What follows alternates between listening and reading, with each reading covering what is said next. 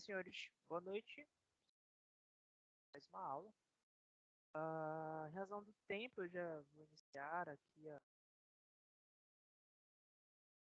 Hoje nós veremos o capítulo 6 da nossa capítulo não geral das principais normas.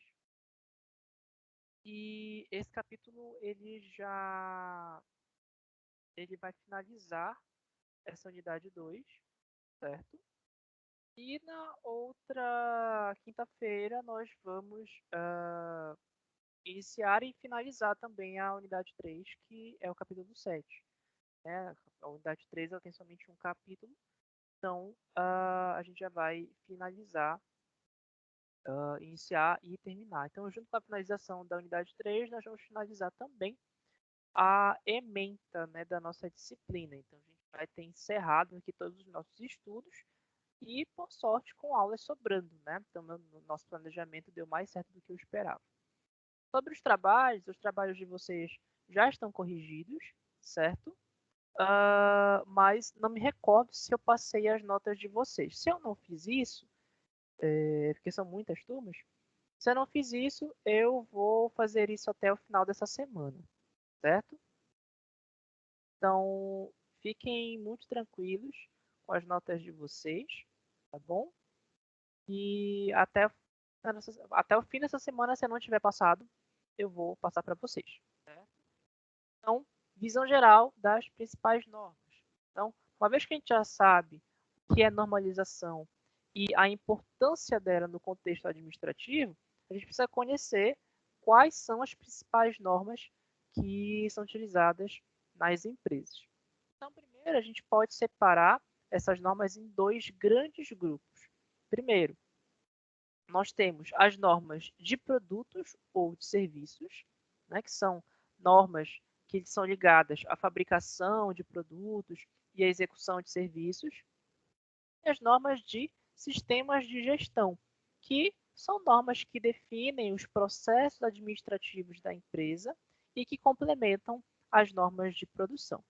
Então, nesse curso, a gente vai concentrar nas normas de gestão, porque elas estão diretamente ligadas ao trabalho do administrador dentro de uma empresa. Então, dentro desse campo das normas de gestão, a gente vai destacar algumas aqui. Né? A OHSAS 18001, que é o Sistema da Segurança e Saúde Ocupacional, o Sistema de Gestão de Responsabilidade Social, que é SA 8000, o Sistema de Gestão Ambiental, que é ISO 14001, o Sistema de Gestão da Qualidade, Satisfação do Cliente, que é a ISO 10002, e o Sistema de Gestão da Qualidade, né, ISO 9001. Então, começando pela OHSAS 18001, que é o Sistema da Saúde, Segurança. Então, a OHSAS 18001 é um sistema de gestão de segurança e saúde do trabalho que foi criada em 1999. Então, o principal objetivo dela foi desenvolver nas empresas um ambiente eficaz no que diz respeito à saúde e segurança. E depois ela acabou se alinhando à ISO 9001 e à ISO 14001, que já existiam na época. Então, anteriormente, a segurança e a saúde do trabalho elas eram exercidas devido às obrigações legais. Então, os setores prevencionistas, ou seja, que lidam com prevenção, eles eram vistos apenas como um custo para as empresas. E muitas vezes, eles eram considerados um entrave, né, um empecilho para a produtividade, né, devido à sua intervenção quando eram verificados, quando eram constatados riscos para o trabalhador no exercício do seu labor. Devido às exigências cada vez maiores de mercado, né, competitividade, a melhoria nos processos, a redução de custos, né, as exigências da sociedade em geral, e também essa crescente percepção da relação direta entre saúde e segurança no trabalho e o aumento da produtividade, foi que surgiu a OHSAS 18001. E ficou evidente que a redução de acidentes ela levava a uma redução de custos de produção e também a melhoria das condições de trabalho acarretava numa maior produtividade. E, além disso, as empresas começaram a se preocupar com a sua imagem perante o seu público-alvo e as outras partes que são nela interessadas, os chamados stakeholders, né? Melhorando as condições de trabalho e também reduzindo o número de acidentes de trabalho. Então, essa norma permite às empresas a eliminação de riscos de acidentes junto aos trabalhadores, porque ela implanta um processo de política preventiva em todo o processo produtivo. Então, ela realiza auditorias, né, para verificar se se o sistema, né, no intuito de orientar possíveis novas ações para a garantia da saúde e da segurança dos funcionários. Então, por ela ser uma norma padrão, qualquer restrição quanto ao seu uso, ela pode ser implantada em qualquer empresa. Então, não importa o tamanho, não importa a atividade, não importa o setor de negócios. Inclusive, né, apresentando ao mercado a valorização que a empresa possui em termos de imagem, de ética e de valores humanos. Então, na prática, as empresas devem seguir uma série de procedimentos.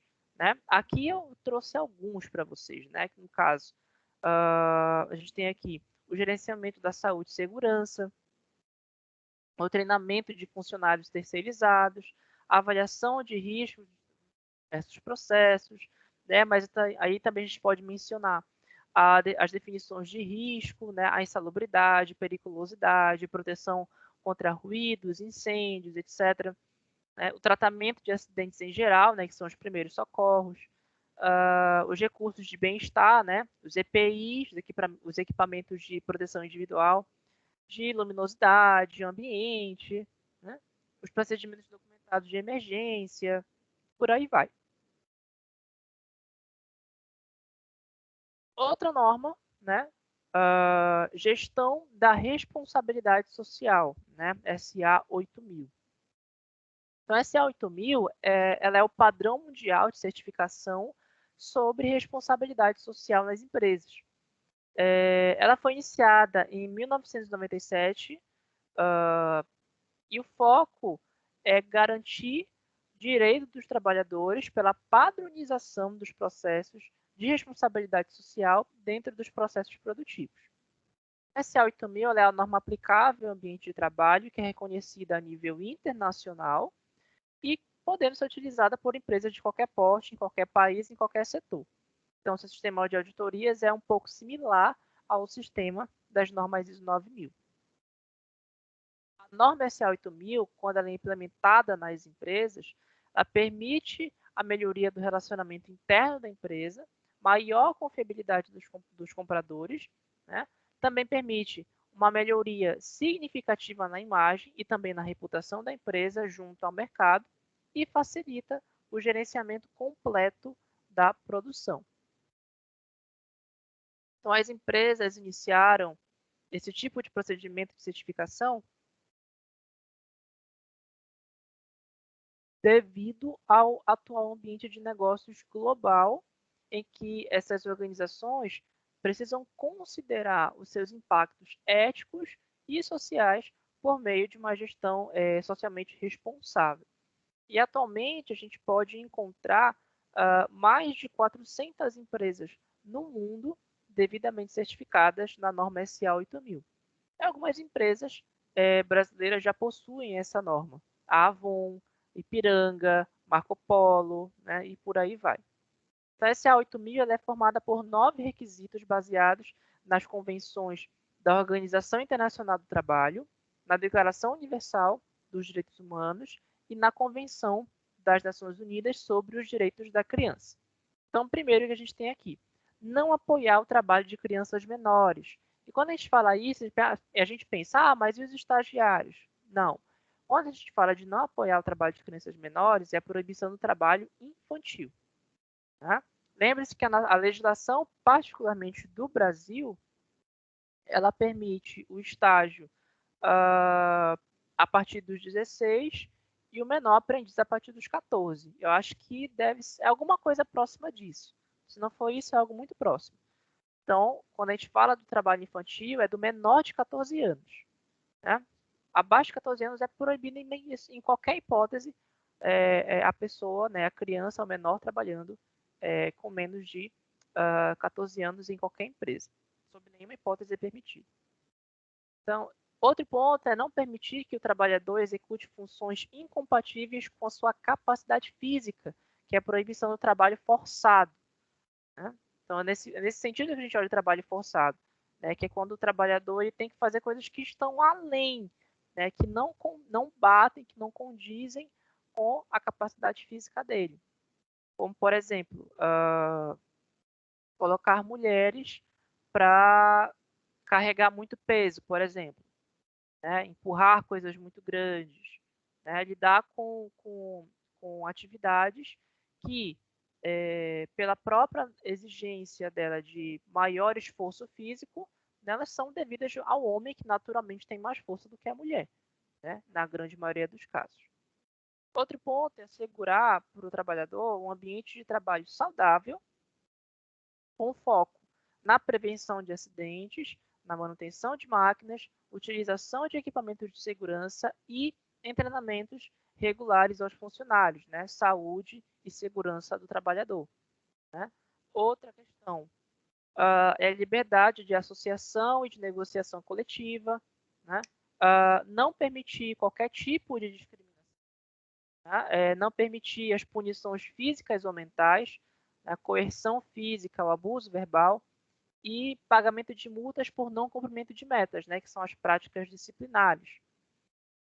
O cumprimento do horário de trabalho estabelecido em lei, né, que não deve ultrapassar 48 horas semanais, além das 12 horas extras por semana. E no caso do Brasil, a legislação permite até 44 horas, após isso é hora extra. Efetuar a remuneração dos trabalhadores de forma regular e segura. Então, a empresa ela também tem que assegurar que não sejam realizados esquemas de falsa aprendizagem para evitar o cumprimento de obrigações impostas por lei. E também deve existir um sistema de gestão que garanta a efetividade do cumprimento de todos os requisitos da norma: documentação, implementação, manutenção, comunicação, empresa, em relação às questões abordadas na norma, dentro de todo um processo de melhoria contínua. Só um segundo, a gente já volta.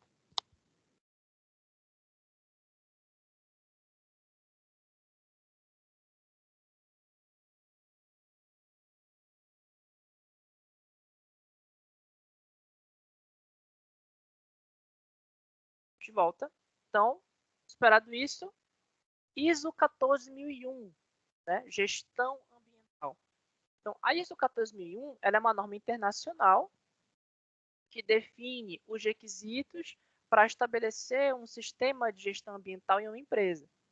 Então, as organizações possuem diversos motivos para adotar aquilo que nós chamamos de sistema de gestão ambiental, entre eles, né, a legislação, as pressões da sociedade, a mudança de hábitos dos clientes e, não menos importante também, a economia com os processos. Mas a gente vai destacar aqui o aumento constante da preocupação do mundo com o meio ambiente, né? A interferência do desenvolvimento e do progresso, não apenas no esgotamento dos recursos naturais que são limitados, mas também no clima, o aquecimento global, efeito estufa e por aí vai. Né? E também os problemas que serão repassados para gerações futuras. Então, esses fatos, entre outros que não deixam de ser importantes também, levaram as empresas a um processo de busca por aquilo que se denominou desenvolvimento sustentável. E aí a definição de desenvolvimento sustentável mais aceita hoje, ela surgiu na Comissão Mundial sobre Meio Ambiente, que foi criada pela ONU, que diz que, que desenvolvimento sustentável é o desenvolvimento capaz de suprir as necessidades da geração atual, sem comprometer a capacidade de atender às necessidades das gerações futuras. É o desenvolvimento que não esgota os recursos para o futuro. Então, portanto, as discussões sobre a questão ambiental acabaram proporcionando a criação de diversas legislações ambientais em várias partes do mundo e acabaram também levando as empresas a repensar o seu processo produtivo e a sua forma de afetar e de interferir no meio ambiente. E aí, nessas discussões, surgem as normas da série ISO 14000, foram levar para as empresas uma abordagem organizacional com uma gestão ambiental efetiva. Então, as empresas que adotam a ISO 14001, elas possuem o benefício de gerenciar os seus negócios com uma preocupação ambiental, né? Evitando aqueles problemas de caráter legal, né, devido às exigências legais ambientais que crescem no mercado e no mundo todo, e reduzem sensivelmente as barreiras não tarifárias no caso do comércio exterior e fortalecem a imagem perante seus clientes e a sociedade em geral. E, além disso, as empresas que possuem a norma ISO 14001, elas também tendem a aprimorar o seu controle de custos, além de ter uma maior facilidade na obtenção de licenças e de autorizações, já que as relações com o governo no que diz respeito à proteção ambiental vão melhorar de forma significativa. Então, 14001 princípios do sistema de gestão ambiental. Então, o sistema de gestão ambiental é um instrumento que as empresas possuem para definir objetivos e estratégias de negócios atendendo às preocupações ambientais. Então, ela tem alguns princípios aqui, eu coloquei alguns para vocês, né? Então, primeiro, comprometimento da alta administração com a gestão ambiental, o estabelecimento de uma política ambiental, a formulação de um planejamento ambiental, a implementação desse PGA, né, por meio de ações, comunicação, treinamento, controle operacional, né, monitoramento das atividades operacionais do desempenho ambiental por meio de ações preventivas e ações corretivas, né, e análise crítica e melhoria.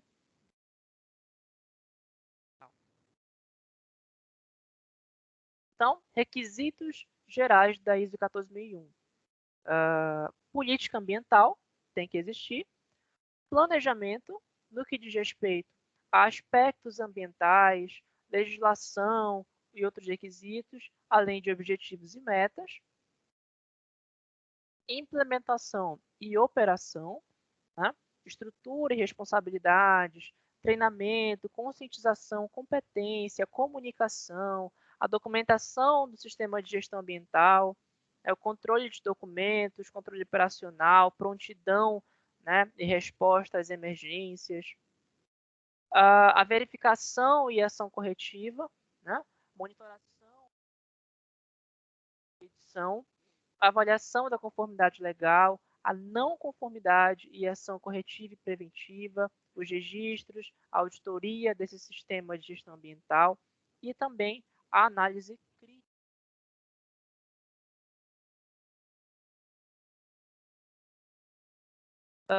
Vamos para a ISO 10002, que é a gestão da qualidade e satisfação do cliente.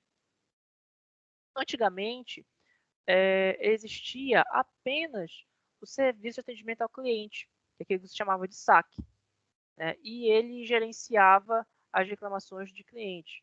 Só que acaba surgindo na Inglaterra uma norma, BS 8600, que falava sobre o tratamento de reclamações.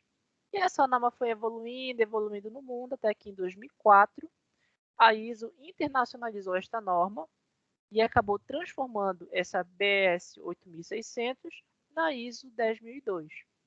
Então, foram criadas as ouvidorias e as reclamações dos clientes começaram a ser tratadas conforme a ISO 10002 mandava. Então, essa norma, ela dá toda a orientação de como planejar o gerenciamento de uma reclamação, desde quais ferramentas e pessoas serão necessárias, até como tratar a reclamação e qual o resultado que você espera dela. Então, a ISO 1002, ela traz a concepção do planejamento, da execução, da checagem do gerenciamento e de diretrizes também de como monitorar esse processo. Então, com a implementação desse processo, as empresas vão poder criar uma abordagem com foco no cliente para resolver reclamações e estimular os funcionários a melhorar suas habilidades no tratamento com o público. E isso também acaba aprimorando a habilidade para identificar tendências e eliminar as causas de reclamação.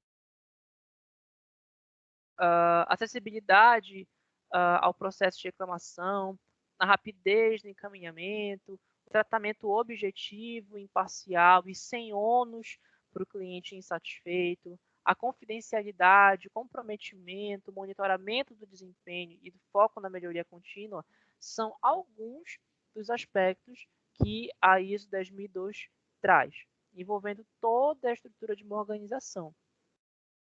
Então, a estrutura, a utilização dessa norma, ela promove um círculo que é virtuoso, porque cada reclamação ela vira uma melhoria do serviço, né, com o cliente sendo informado no final de todo esse processo.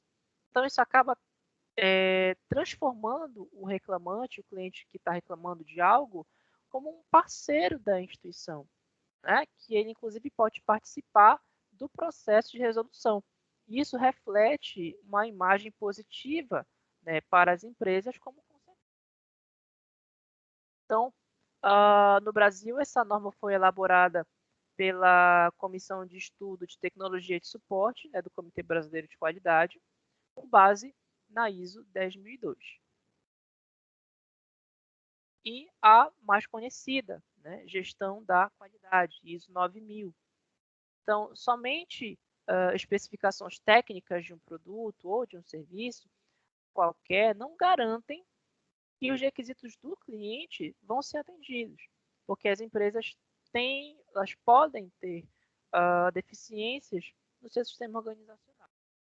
Então, as empresas verificam a necessidade de um sistema de gestão da qualidade que viesse a garantir esse gerenciamento do processo e a sua melhoria contínua. E com isso é que surge a série ISO 9000, que se refere a um conjunto de normas e de diretrizes internacionais para sistemas de gestão da qualidade.